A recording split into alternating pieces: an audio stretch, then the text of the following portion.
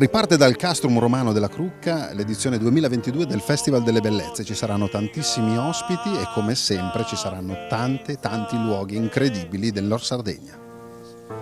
Vade lontana, vade l'arentu, solo Deo bianco pensende a te.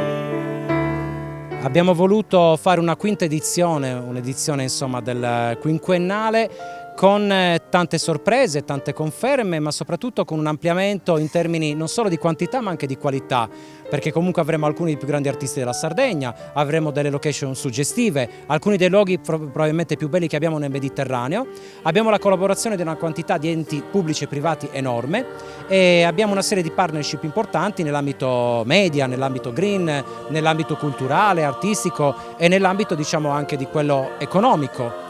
È molto importante quello che noi quest'anno stiamo cercando di portare avanti con questo festival che diventa sostenibile, diventa un festival più green, diventa un festival che sicuramente vuole portare ancora più bellezza, come dimostra la location che abbiamo scelto per la tappa d'apertura a Sassari, ovvero il Forte Romano della Crucca, un vero gioiello all'interno del nostro territorio, uno degli unici 3 castrum romani che abbiamo praticamente in Europa.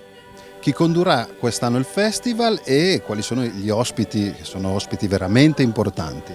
Quest'anno il festival gode della collaborazione della dottoressa Manuela Muzzu, che sarà la nostra referente ufficio stampa e conduzione, oltre che social manager, e avremo fra i più grandi ospiti che si potevano desiderare, avremo i Tenores di Neoneli, avremo Mera Giovanna Cherchi, avremo Piero Marras, avremo diciamo anche i Bertas alla necropoli di Moseddu, a Cheremule. Quindi veramente fra alcuni dei più grandi artisti che potevamo trovare qua in Sardegna in alcune delle location più belle che potevamo scegliere, che diventano vere protagoniste e per le quali gli artisti si prestano ad essere colonna sonora.